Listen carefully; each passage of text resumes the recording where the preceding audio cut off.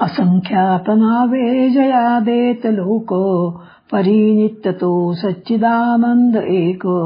जयाच्या बळे चालतो हा पसारा, नमस्कार त्या ब्रह्मतत्वा अपारा.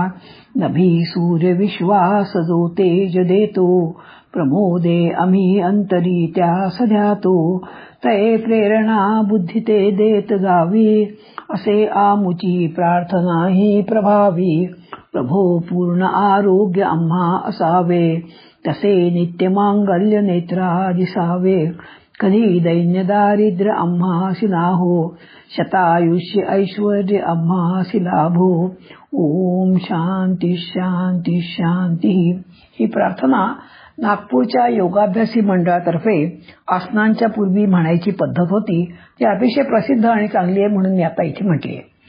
आजच्या 7व्या भागामध्ये योगदर्शनकार पतंजली आणि प्राचीन प्रतिभावंत यांचं आज आपण चिंतन करणार आहोत. शारीरिक व मानसिक स्वास्थ्य टिकवण्यासाठी जगभर योगशास्त्राचा अभ्यास सध्या केला जातोय. सर्वांचा योग हा अविभाज्य भाग बनला आहे. भारतात योगशास्त्राचा अभ्यास सामान्य शकपूर्व 6व्या शतकात झाला. 4 वेद, श्वेताश्वर, कठ, बैत्रायणी या उपनिषदात असलेले योग विज्ञान सूत्रबद्ध करण्याचे महान कार्य आचार्य पतंजलींनी केले आणि म्हणूनच पतंजली हे योगशास्त्राचे परमाचार्य ठरतात. त्यांच्या वडिलांचे नाव अंगिरा व आईचे नाव गोणिका. सूर्याला अर्घ्य देताना ओंजळीत पाणी अंगिराने घेतले व मेधावी पुत्र प्राप्ती व्हावी म्हणून सूर्याला प्रार्थना केल्यावर त्यांच्या ओंजळीत एक बाळ वरून खाली पडले. ओंजळीत पडलेल्या बाळाचे नाव अंगिराने पतंजली असे ठेवले. योगसूत्र, व्याकरणशास्त्र व आयुर्वेद या तिन्ही विषयांवरील पतंजलीचे शास्त्र अत्यंत प्रसिद्ध आहे.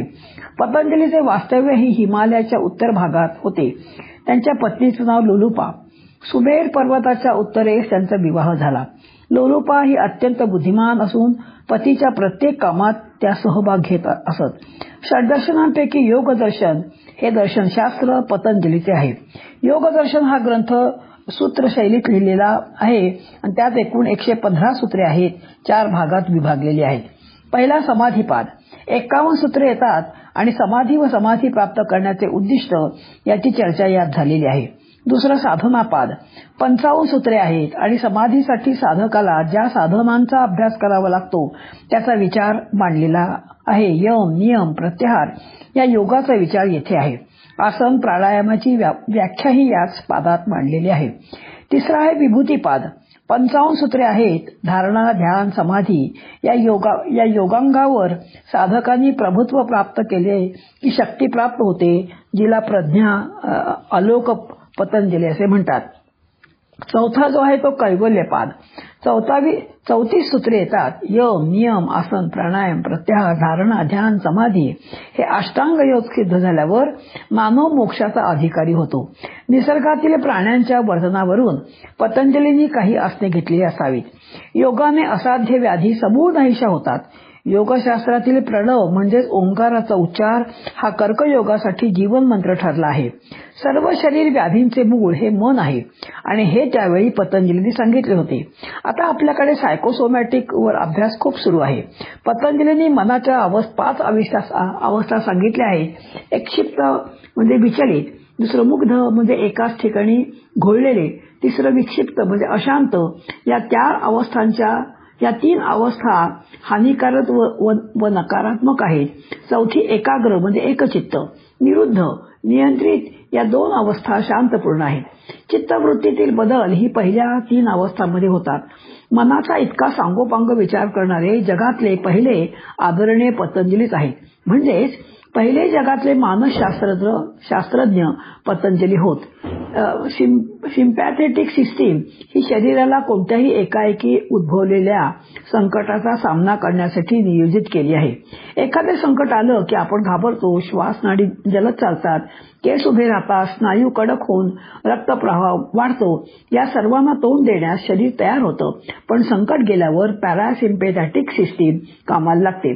स्नायूंकडील रक्तप्रवाह पचन संस्थेकडे वळवून शरीराची झीज भरून काढणे, शरीराला आराम देणे हे कार्य ही सिस्टीम करते. आपण जर श्वासाचा वेग कमी केला तर ही पॅरासिम्पथेटिक सिस्टीम जागृत होते. सर्व स्नायू ढिले होतात. मनाला शांती व विश्रांती मिळते आणि हाच योगाभ्यासाचा मूळ पाय आहे. यातील व्यायाम पण निराळे आहेत.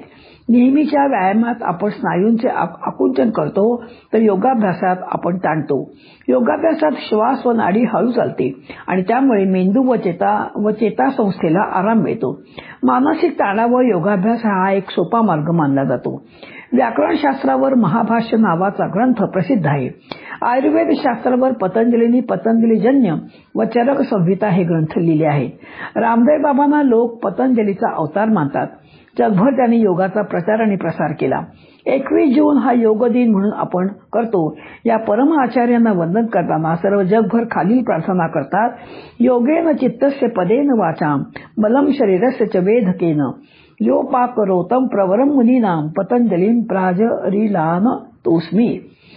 प्रथम अणुशास्त्रज्ञ महर्षी कणाद. आता ह्याचा थोडा आपण अभ्यास करूया. एक ऋषी शेतातून धान्य काढून नेल्यावर जे धान्याचे कण पडलेले असतात ते गोळा करत होते. ते सर्व गोळा करून ते भाकरी करून खायचे. त्या गावचा राजा जेव्हा जात असताना त्याने ते कण गोळा करणाऱ्या ऋषींना पाहिले. माझ्या राज्यामध्ये ऋषींवर कण गोळा करायची वेळ यावी हे बघून त्यांना खूप वाईट वाटले व राजा ऋषींना म्हणाला, मी तुम्हाला धान्याची पोती पाठवतो, पण तुमचे हे कण तुम्ही वेचू नका. ऋषी म्हणाले, तुझ्या राज्याची हद्द कुठे ते सांग, त्याच्या पलीकडे जाऊन मी कण वेचीन. इतके निस्पृह असणाऱ्या कण गोळा करणाऱ्या ऋषींचे नाव होते कणाद. अणूची शोध त्यांनी म्हणजे प्रथम लावला आहे. प्रभास क्षेत्री जन्म झाला व उलक आणि सुलक्षणाचे पुत्र नाव कांतिमान. प्रयोगशाळेत प्रयोग करणे हा त्यांचा आवडता छंद होता. अनेक ग्रंथ त्यांनी लिहिले. वैशेषिक दर्शन हा एकच ग्रंथ मात्र आपल्याला आता उपलब्ध आहे. 370 सूत्रे आहेत.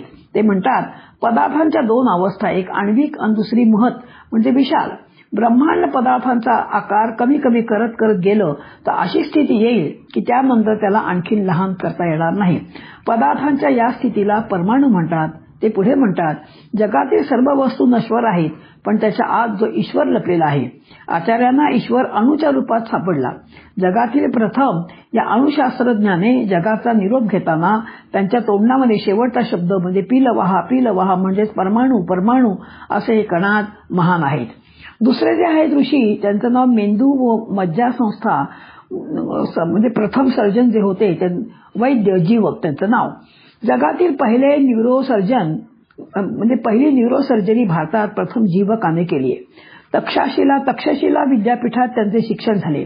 विद्यापीठात जीवकाने आयुर्वेदाचे शल्यचिकित्सेचे शिक्षण घेतले. अत्यंत मेधावी विद्यार्थी असलेल्या जीवकांना शल्यचिकित्सेत खूप रस होता. त्यांनी मगध सम्राट बिंबिसारांचा भगंदर हा रोग एकाच औषधाने लेपाने बरा केल्याचा उल्लेख बौद्ध आणि तिबेटियन ग्रंथात सापडतो. पंचकर्म चिकित्सेतील त्यांचे प्रयोग अप्रतिम होते. राजा प्रदोतांचा पंडुरोग जीवकांनी घृतप्रयोगाने बरा केला. एका व्यापाराच्या मस्तकातील किडे जीवकांनी शस्त्रक्रिया करून काढून टाकले व ऑपरेशन नंतरच्या जखमा त्यांनी लेप लावून बऱ्या केल्या. त्यांचे हे प्रावीण्य पाहून भगवान बुद्धांनी आरोग्य परिवेक्षक म्हणून त्यांची नेमणूक केली होती. पण बुद्ध धर्म स्वीकारल्यावर ते किडे न मारता त्यांच्या औषधामुळे किडे आपोआप बाहेर पडत आणि मरून जात. मर्मविधानी व न्यूरोसर्जन म्हणून विशेष प्रावीण्य मिळवलेले जीवक हे भारताचे भूषण आहेत. तिसऱ्याचा पाहायचा गेलं तर जगातला पहिला बालरोगतज्ञ कश्यप. आचार्य भरद्वाजांकडून कश्यपांना आयुर्वेदाचे ज्ञान झाले होते. बालकांच्या हृदयाचे ठोके ते पपईच्या पानाच्या देठातून व्यवस्थितपणे ऐकून कश्यप रोगाचे निदान करायचे. म्हणजे पहिला स्टेथोस्कोप त्यांनी शोधून काढला. जन्मल्यापासून बाळ कसे वाढवायचे, कोणती औषधे द्यावीत, त्याला कसे उत्तम संस्कारित करावे इत्यादीचे वर्णन कश्यपांनी आपल्या ग्रंथात केले आहे. बालकांनी लहानपणी कोणते खेळ खेळावे, त्यांची क्रीडांगणे कशी असावीत याचे सुंदर वर्णन त्यांनी आपल्या पुस्तकात केले. 1 वर्षाच्या बालकाला मृदू अन्न भरवावयास सुरुवात करावी इत्यादी माहिती त्यांच्या ग्रंथात आढळते. बालकाच्या एखाद्या अवयवाला वेदना होत असतील तर तेथे बालक वारंवार हात लावतो. त्या बालकाच्या वागण्यावरून त्यांनी अनेक रोगांचे निदान केलेले आहे. प्रसूतीपूर्वी गर्भवती स्त्रियांनी कोणती काळजी घ्यावी, आहार कसा करावा, व्यायाम कोणते करावेत आणि निद्रा कशी घ्यावी आणि ग्रंथ कोणते वाचावेत, काय काय विचार करावेत, ही सर्व सविस्तरपणे ग्रंथात ते सांगतात. सुतिकार रोगाचे 64 प्रकार ते सांगतात. जगात पहिल्यांदा बालरोग चिकित्सेवर संशोधन पूर्ण लिहिणारे कश्यप हे वैज्ञानिक होत. चौथे जे आहे ते शल्यशास्त्र जनक म्हणजे सुश्रुत. जगातले पहिले प्लास्टिक सर्जन जर कोण असतील तर ते सुश्रुत होत. एकदा एका सैनिकाचे नाक कापले गेले. सुश्रुतांनी त्या सैनिकाच्या गालाचा भाग काढून नाकाच्या जागी बसवला, पट्टी बांधली आणि श्वासोश्वासासाठी कमळाचे देठ नाकपुडीत घातले. रक्तचंदन आणि वनस्पतीचा रस ज्येष्ठ मध पूड लावल्याने जखम त्यांची पूर्ण भरली. काही काळातच नाक आणि गाल जैसे थे झाले. त्यांनी सुश्रुत संहिता हा शल्यप्रधान ग्रंथ लिहिला.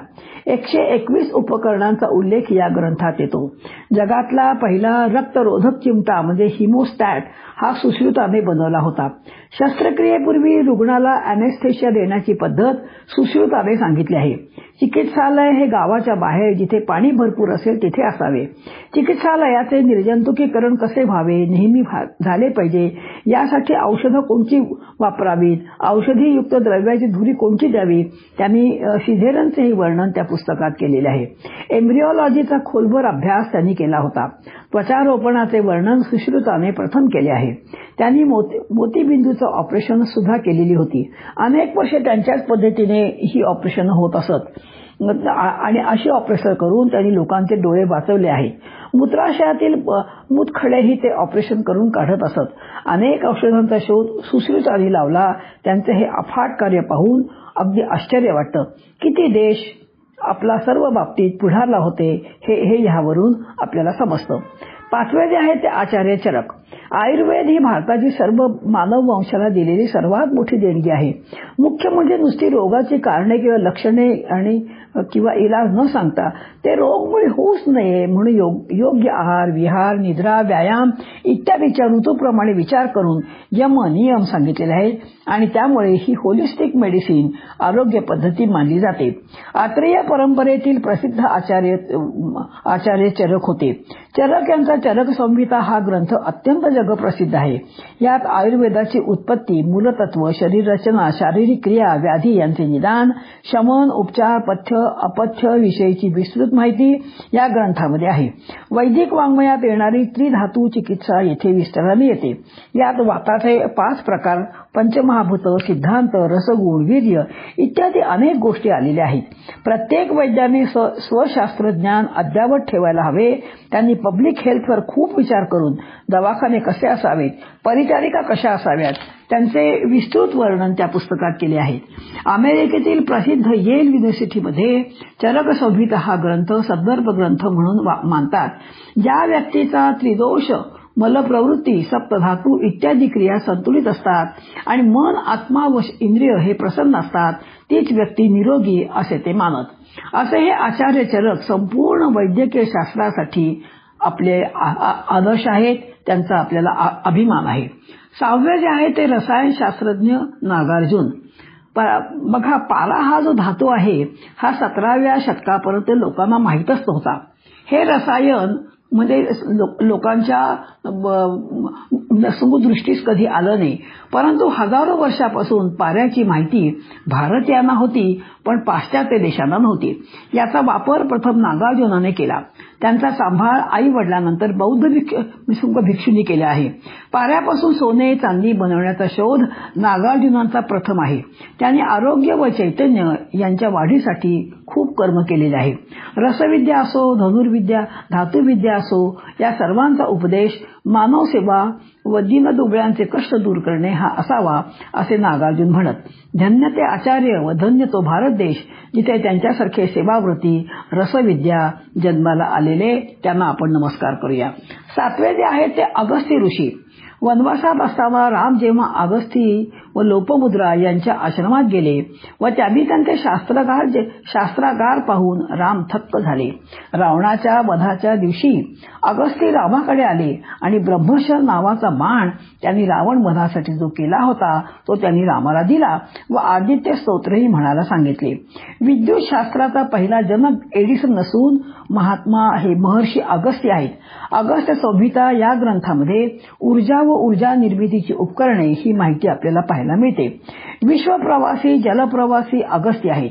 चेंडूच्या आकाराची नौका बनवून त्याने अनेक देशात परिभ्रमण केलेले पहिले वैज्ञानिक व सामाजिक क्षेत्रात अगस्तींचे योगदान अतुलनीय आहे. अगस्त्य ऋषीने हे जे सगळे इतके मोठी अस्त्र निर्माण केली, त्याच्यासाठी त्यांनी त्या अस्त्रांचा अभ्यास केला. नुसत्या अस्त्रांचा अभ्यास केला असं नाही, तर त्यांनी तपश्चर्या केली आणि ही तपश्चर्या केल्यानंतर त्यांनी अनेक प्रकारची अस्त्र निर्माण केले. अशी 54 अस्त्र विश्वामित्रांनी आणि रामाला दिलेली आपण रामायणामध्ये पाहतो. म्हणजे त्यावेळेचे जे शास्त्रज्ञ होते हे अभ्यासपूर्ण अभ्यास करून आणि त्यांनी अस्त्रशस्त्रांचा आणि शोध लावलेला आहे. खरंच ते बघून अगदी अचंबा वाटतो. 8वे जे आहेत ते महर्षी भरद्वाज. जगातला विमानाचा पहिला शोध भरद्वाजांनी लावला आहे. भरद्वाज लिखित भारतीय विमानशास्त्र हा ग्रंथ अर्थपूर्ण आहे, याचा अभ्यास व्हायला हवा. खरं हे अनेक ग्रंथ जे आहेत ते ग्रंथ तर मुळी प्रचलित नाहीयेत, आपल्याला ते सापडत पण नाहीयेत. भरद्वाज हे इतके महान ऋषी होते की जेव्हा राम वनवासात आले तेव्हा भरद्वाज ऋषींच्या आश्रमात आले आणि आश्रमात आल्यानंतर त्यांच्या सगळ्या म्हणजे रामाच्या बरोबर अनेक नगरवासी होते आणि अनेक ऋषीमुनी होते. या सगळ्यांचा राहण्याचा आणि जेवणाखाण्याचा सगळा जो म्हणजे जी व्यवस्था आहे या भरद्वाज ऋषींनी केली असं हे आपल्याला वाल्मिकी रामायणामध्ये आढळतं. म्हणजे ह्यांच्याकडे एवढी ताकद होती की एवढे सगळे तप करून त्यांनी ही अशी सिद्धी मिळाली होती की त्यांनी ह्या सगळ्यांची जेवणाखाण्याची व्यवस्था, झोपण्याची व्यवस्था, पलंग वगैरे व्यवस्था, राहुट्या बांधण्याची व्यवस्था, ही सगळी व्यवस्था या महर्षी भरद्वाजांनी केली. हे बघून खरोखर मोठं आश्चर्य वाटतं. 9वे जे आहे ते आचार्य आर्यभट्ट. गुरुत्वाकर्षणाचा शोध न्यूटनने लावला हे सर्वश्रुत आहे, पण हजारो वर्षापूर्वी आर्यभट्टीय ग्रंथात खगोलशास्त्रज्ञ आर्यभट्टांनी ह्या गुरुत्वाकर्षणाचा उल्लेख केलेला आहे. खगोल आणि गणितशास्त्रात आर्यभट्टांचे योगदान अतुलनीय आहे. म्हणून पहिल्या उपग्रहाला आपल्या भारतामध्ये आर्यभट्ट हे नाव देण्यात आलेले आहे. नालंदा विद्यापीठात आर्यभट्ट अध्यापन करीत 10,000 विद्यार्थी त्यांच्या हाताखाली शिक्षण घेत होते. 3,000 प्रोफेसर त्यांच्या हाताखाली शिकत होते. सर्वांच्या राहण्याची उत्तम व्यवस्था या विद्यापीठाच्या परिसरात केलेली होती. रत्नसागर, रत्नोदयी, रत्नरंजक या 3 भव्य इमारती आणि या नालंदा म्हणजे विद्यापीठात होत्या. तिथे वेधशाळाही होती. जगभरातून लोक शिकायला आणि आपल्या इथे येत असत. बक्षीधार खिलजीने नालंदाचे अमूल्य ग्रंथालय जाळून टाकले. कित्येक महिने ते जळत होते. किती हा दुष्टपणा, विध्वंसीपणा किती असावा. गणित व खगोलशास्त्रात नितांत सुंदर ग्रंथ निर्मित करणारे व सहज अध्ययन पद्धती शोधून काढणारे भास्कराचार्य हे गणितशास्त्राचे ज्ञानभास्कर होते. कालगणनेसाठी पंचांग निर्मिती प्रथम वराह मिहिराने केली आहे. ते खगोलशास्त्रात पारंगत होते. पर्जन्यशास्त्र, शेतीशास्त्र, ढगांची निर्मिती, वाऱ्यांची दिशा, पावसाचे मोजमापन पद्धती यांनी प्रथम शोधून काढली. कुतुब मिनार ही इमारत आचार्य वराह मिहिरांची वेधशाळा होती असे काही संशोधक मानतात. जगातला पहिला जल अभियंता राजा भगीरथ होता. स्वर्गातून गंगा तर आणलीच, पण तिचा भयंकर ओघ कालवे खणून अत्यंत नियोजनपूर्वक उत्तराभिमुख केला व 2 शाखा त्यांनी काढल्या. वरुण आणि असी पुढे हा प्रवाह बंगालच्या उपमहासागराच्या दिशेने वळवून समुद्राला मिळवला. असे हे भगीरथांचे कार्य सर्व जगाला अनुकरणीय व आदरणीय आहे. नौकानयन शास्त्रातही भारत देश अग्रेसर होता. ब्रिटिशपूर्व काळात उत्कर्षावस्थेमध्ये असलेला हा उद्योग ब्रिटिशांनी योजनापूर्वक नष्ट केला आहे. आपली पुरातन हिंदू संस्कृती नष्ट करण्याचा चंगत ब्रिटिश आणि मुसलमानांनी केला आहे. पण सर्वांनी आपण एकजुटीने त्याला टक्कर दिली पाहिजे. आपले ऋषी म्हणजे शास्त्रज्ञ होते. अनेक शोध लावले, पण त्याची प्रसिद्धी केली नाही आणि त्यासाठी त्यांनी कठोर तपश्चर्या, त्याग आणि सखोल अभ्यास केलेला आहे. या सर्व ऋषींना मी नमस्कार करून इथे थांबते. जय जय रघुवीर समर्थ.